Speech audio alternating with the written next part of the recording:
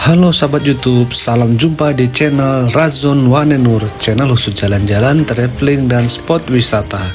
Kali ini saya akan berbagi perjalanan kami ke bangunan cagar budaya situs Warung Boto, Pesanggerahan Rejowinangun.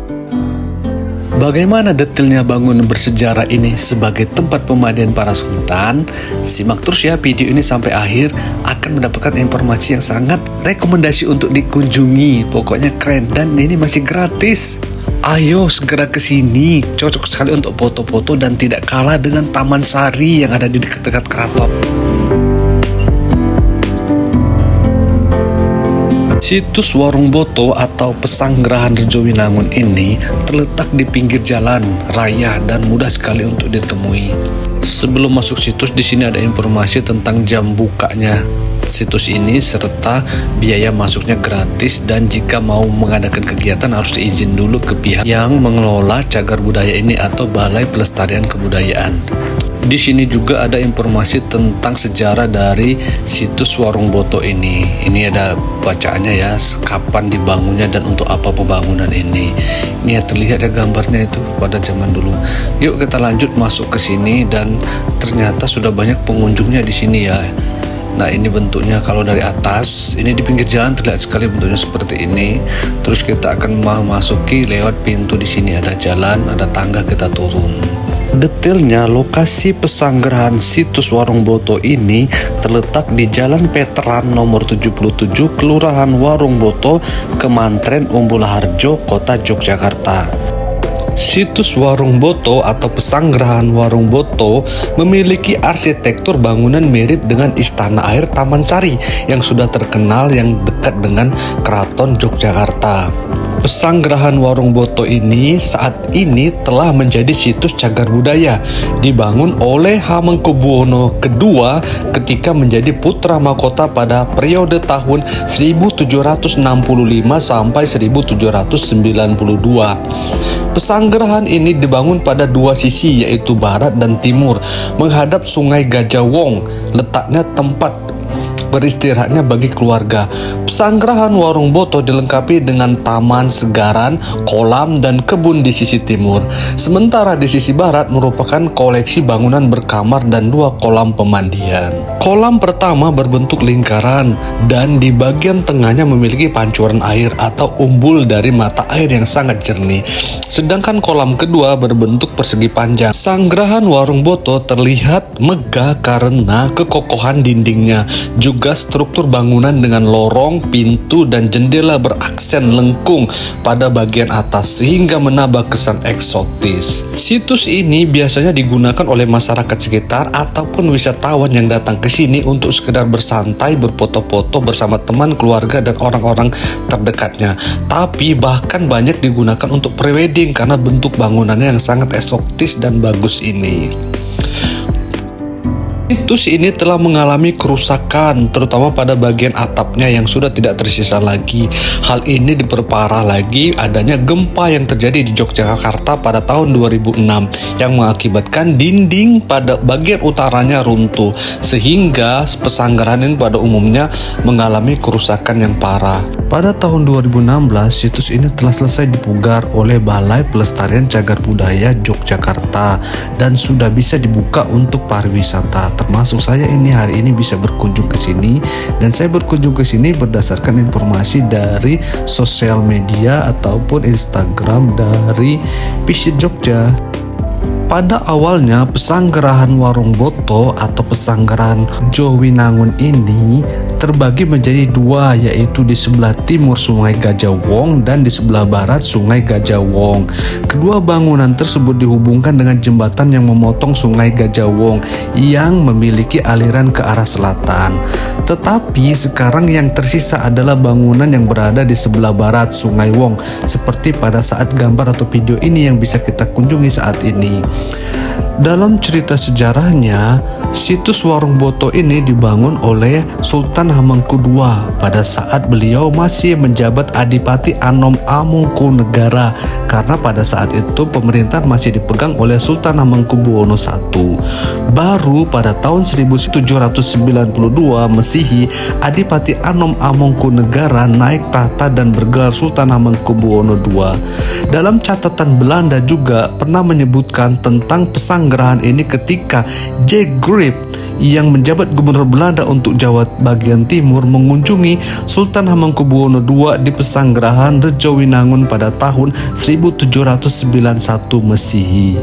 Dari informasi sejarah disebutkan bahwa beberapa pesanggerahan yang dibangun oleh Hamengkubuwono II, Pesanggerahan Rejowinangun dan Rejakusuma, dibangun ketika Hamengkubuwono II masih menjadi putra mahkota. Sedangkan Pesanggerahan Purworejo, Cendono, Sari, dan Wonocatur dibangun setelah naik tahta sebagai sultan. Situs ini selain digunakan sebagai tempat pemandian dan peristirahatan, menurut tim penelitian Pusat Studi Kebudayaan Universitas Gadjah Mada mensinyalir bahwa pesanggerahan tersebut juga pernah digunakan untuk latihan perang Langenkusumo atau prajurit wanita keraton pada masa pemerintahan Hamengkubuwono II. Kompleks situs ini secara administratif meliputi dua wilayah kemantren, yaitu Kelurahan Rejowinangun di Kemantren Kota Gede dan Kelurahan Warung Boto di Kemantren Umbul Harjo.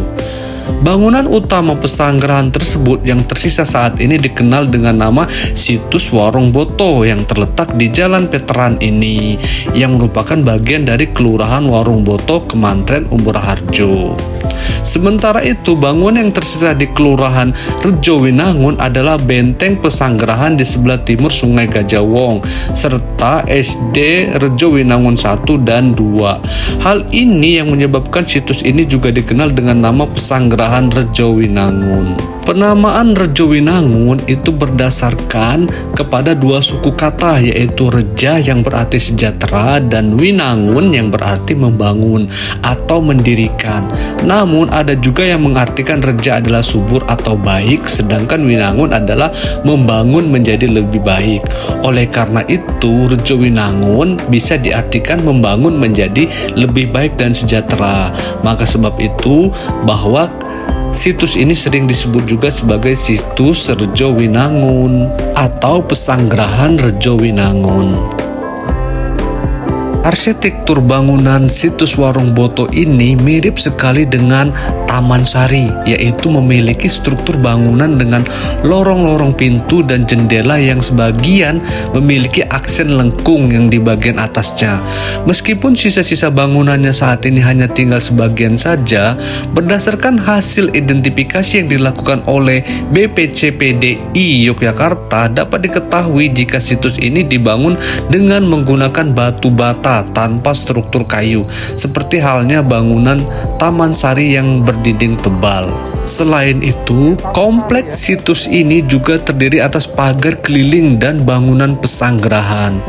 Observasi yang dilakukan oleh Sugianti memperjelas bahwa di dalam situs tersebut terdapat tuk umbul atau mata air yang berfungsi sebagai tempat mandi keluarga keraton.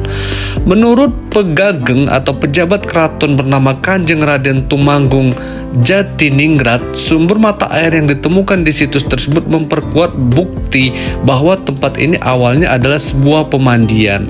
Namun bangunan ini hanya berupa reruntuhan dan kondisinya memprihatinkan pada saat 2014 lalu, tetapi sekarang sudah dipugar dan sudah bagus seperti ini. Lanjut, bahwa cerita dulu menyatakan bahwa antara komplek bangunan di sisi barat sungai dan sisi timur sungai Uwong dihubungkan dengan jembatan dan taman air, yang mana areal taman air tersebut di dalamnya terdapat dua buah air mancur berbentuk patung ular naga di sisi utara dan selatan jembatan. Dahulu juga menyatakan bahwa air yang keluar dari dalam mulut patung tersebut diambil dari mata air yang dialirkan melalui sepanjang badan ular. Kondisi mata air tersebut kini sudah tidak ada lagi dan atau sudah kering, sehingga mulut patung ular naga tersebut tidak lagi mengeluarkan air.